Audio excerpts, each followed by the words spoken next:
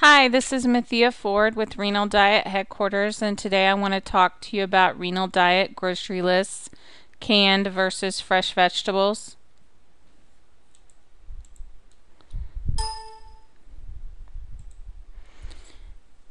Things you want to look at when it comes to building a Renal Diet grocery list are the sodium, potassium, phosphorus, and if you have diabetes, carbohydrates, and serving sizes of the foods that you're looking at eating. But you really need to think about sodium first and potassium.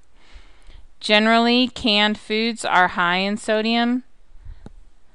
Fortunately, they're also required to limit and mark on the label how much it has. So you should look at the percent daily value and make sure that it's no more than 6 to 10% of the daily allowance of sodium. Most canned foods are significantly higher than that. Look for foods that are marked sodium free, very low sodium, or low sodium. Another tip, you can rinse canned vegetables to reduce the sodium content by an average of 35%. That's a great way to use regular canned vegetables if you already have them in the house and don't want to discard them. Sometimes they can add potassium to a low sodium item. So if they wanted to make it low sodium but they wanted to add a little flavor, they might have added potassium. Check the ingredient list. One form of potassium is a salt substitute known as potassium chloride, and if that is added, it usually makes the food too high in potassium to consume.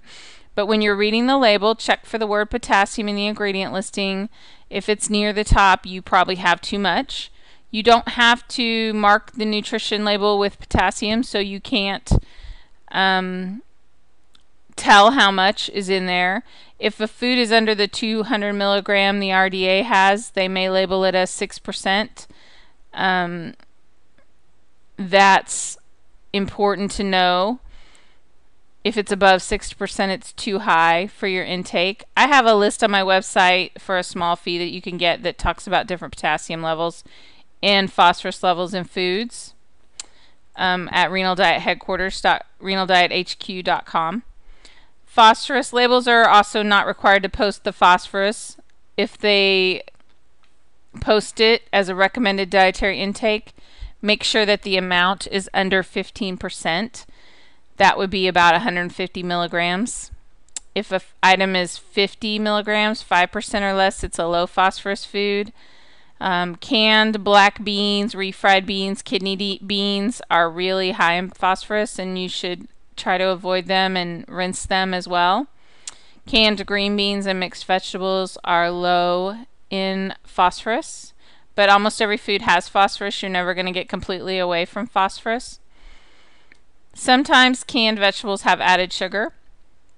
So if you have diabetes, you need to pay attention to the total carbohydrate, which you've probably already been taught how to do, but just make sure that you don't forget to do that.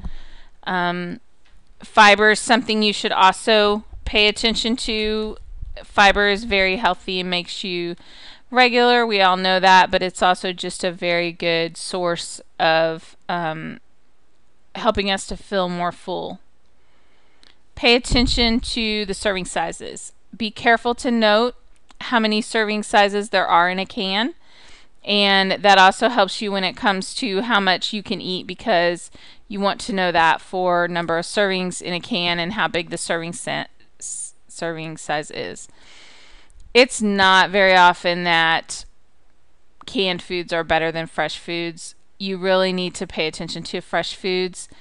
You can be out of season, so that might be why you want to get a canned food, but I certainly would recommend, if you can, to try to get fresh fruits and vegetables.